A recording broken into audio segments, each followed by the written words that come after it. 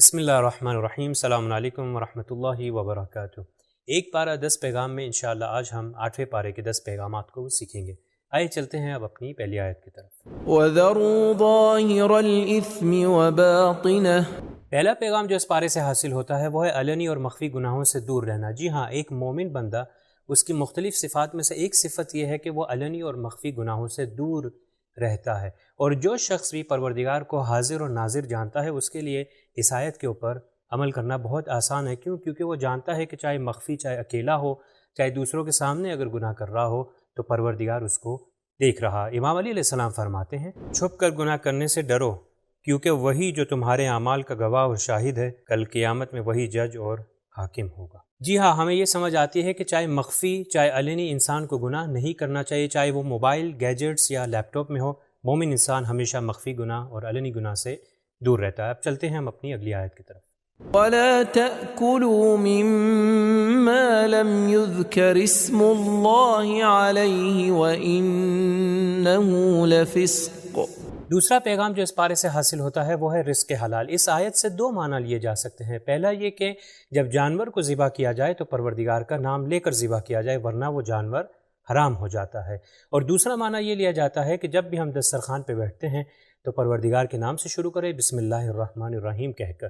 رسول خدا نے فرمایا کہ جس دسترخوان پر بسم اللہ الرحمن الرحیم نہ پڑھی جائے اس دسترخوان پہ آپ کا شریک شیطان ہوتا ہے، اور آپ کے ساتھ جو ہے جب شیطان بیٹھتا ہے تو پروردگار اس سفرے پہ اور دسترخوان پہ برکت نہیں دیتا۔ آئیے اب چلتے ہیں ہم اپنی اگلی آیت کی طرف۔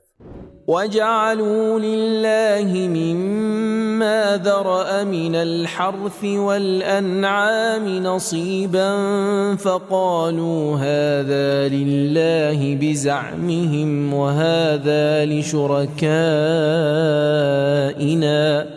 تیسرا پیغام جو اس پارے سے حاصل ہوتا ہے وہ ہے خرافات سے بچنا۔ جی ہاں، انسان کے اعمال جس کو علم، قرآن یا سنت اگر سپورٹ نہیں کرتی تو وہ خرافات ہیں۔ جیسا کہ بعض ملکوں میں، بعض ممالک میں یہ کہا جاتا ہے کہ 13 ڈیجٹ جو ہے عدد کے بارے میں کہ یہ عدد جو ہے منحوس ہے، اس طرح اور بھی چیزیں۔ یا مثال کے طور پر بعض معاشروں میں یہ کہا جاتا ہے کہ اگر کالی بلی کو دیکھا تو آپ کا دن گندا برا گزرے گا، یا وہ دن منحوس ہو جاتا ہے۔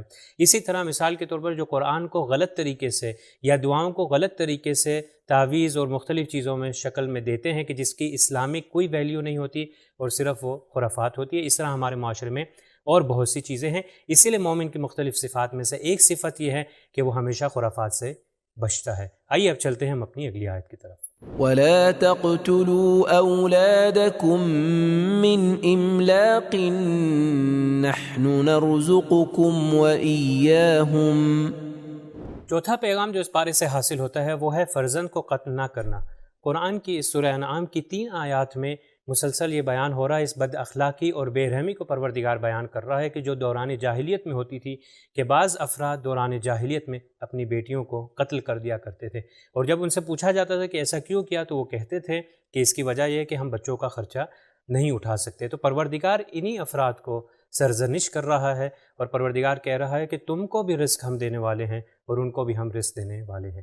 انفارچونیٹلی آج کی دنیا میں بھی دیکھیں، بعض ایسے والدین ہوتے ہیں کہ جب خرچہ نہیں اٹھا سکتے تو اپنے بچوں کا ابورشن کروا دیتے ہیں، اور جب ان سے پوچھا جاتا ہے کہ ایسا کیوں کیا تو وہ کہتے ہیں کہ ہم خرچہ نہیں اٹھا سکتے۔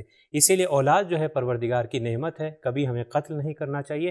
آئیے اب چلتے ہیں ہم اپنی اگلی آیت کی طرف۔ وَآتُوا حَقَّهُ يَوْمَ حَصَادِهِ وَلَا تُسْرِفُوا إِنَّهُ لَا يُحِبُّ الْمُسْرِفِينَ۔ پانچواں پیغام جو اس پارے سے حاصل ہوتا ہے وہ ہے اسراف سے دوری۔ اس آیت کے اندر بیان ہو رہا ہے کہ جب آپ فصل کاٹیں تو زکوٰۃ دیں۔ پہلی چیز زکوٰۃ دیں، اور دوسری چیز اس آیت میں بیان ہو رہی ہے کہ اسراف نہ کریں۔ امام صادق علیہ السلام فرماتے ہیں، اسراف انسان کے مال میں برکت کو کم کرنے کا باعث بنتا ہے۔ جی ہاں، اس پیغام سے ہمیں یہ سمجھ آتا ہے کہ ایک مومن شخص کبھی بھی اسراف نہیں کرتا، اور سب سے برا اسراف جو ہے وہ ہے وقت کو ضائع کرنا۔ جی ہاں، ہمیں اپنی جوانی کی قدر کرنی چاہیے اور وقت کو کبھی بھی ضائع نہیں کرنا چاہیے۔ آئیے اب چلتے ہیں ہم اپنی اگلی آیت کی طرف۔ قُلْ إِنَّ صَلَاتِي وَنُسُكِي وَمَحْيَايَ وَمَمَاتِي لِلَّهِ رَبِّ الْعَالَمِينَ۔ چھٹا پیغام جو اس پارے سے حاصل ہوتا ہے وہ ہے ہر کام توحیدی ہونا چاہیے۔ اس آیت کے اندر بیان ہو رہا ہے کہ نماز عبادت اور ہر چیز پروردگار کی طرف ہے۔ فرسٹ سٹیج پہ اس کے مخاطب جو ہیں رسول خدا ہیں، اور سیکنڈ سٹیج پہ اس کے مخاطب مومنین ہیں۔ مومن ہر عبادت اور ہر کام جو بھی کرتا ہے اس کی ڈائریکشن اور سمت ٹورڈز اللہ سبحانہ و تعالی ہوتی ہے، چاہے چھوٹے سے چھوٹا ہی کام کیوں نہ ہو، اور ہر کام رضائے الہی کے لیے کرتا ہے۔ رسول خدا صلی اللہ علیہ وآلہ وسلم نے فرمایا، اے ابو ذر، ہر کام میں صاف نیت رکھو، حتیٰ کہ سونے اور کھانے میں۔ اس سے یہ سمجھ آتا ہے کہ مومن کی توجہ ہمیشہ پروردگار کی طرف ہوتی ہے۔ آئیے اب چلتے ہیں ہم اپنی اگلی آیت کی طرف۔ ثم لآتینہم من بین ایدیہم ومن خلفہم وعن ایمانہم وعن شمائلہم ولا تجد اکثرہم شاکرین۔ ساتواں پیغام جو اس پارے سے حاصل ہوتا ہے وہ ہے ابلیس کی وسوسوں کے مقابلے میں شدید خیال رکھنے کی ضرورت۔ جی اس آیت میں بیان ہو رہا ہے کہ شیطان کہہ رہا ہے کہ میں انسانوں کے راستے میں آؤں گا لیفٹ سائڈ سے، رائٹ سائڈ سے اور پیچھے سے، تاکہ ان کو گمراہ اور ڈیویٹ کر لوں، مگر مومن کبھی بھی شیطان کے وسوسوں کو قبول نہیں کرتا۔ آئیے اب چلتے ہیں ہم اپنی اگلی آیت کی طرف۔ فوسوس لهما الشيطان ليبدي لهما ما وري عنهما من سوآتهما۔ آٹھواں پیغام جو اس پارے سے حاصل ہوتا ہے وہ ہے ننگے پن اور برہنگی سے پرہیز۔ پروردگار نے یہاں دو لباسوں کے بارے میں بیان کیا، ایک لباس ظاہری لباس اور ایک باطنی لباس ہے۔ جو باطنی لباس ہے وہ لباس تقویٰ اور بہترین لباس ہے، مگر یہاں پر ایک چیز ضرور یاد رکھیں کہ شیطان مومن کے دونوں لباسوں کو اتارنا چاہتا ہے۔ ویسٹرن کلچر اور فلم انڈسٹری اور جو ٹی وی میں ہے وہ یہی چاہتے ہیں کہ انسان کے لباس کو اتار لیں، ایک ظاہری لباس اور ایک باطنی لباس کو۔ آئیے اب چلتے ہیں ہم اپنے اگلی آیت کی طرف۔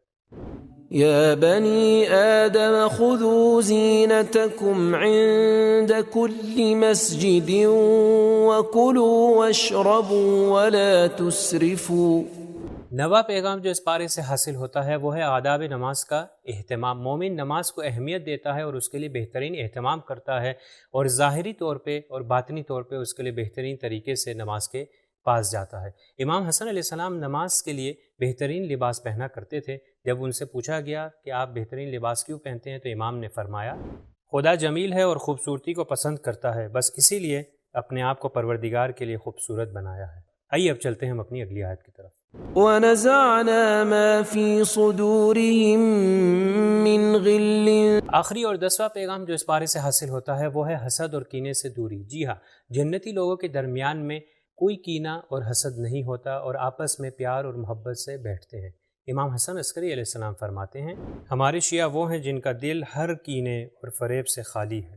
جی ہاں، مومن حسد اور کینہ سے ہمیشہ دور رہتا ہے۔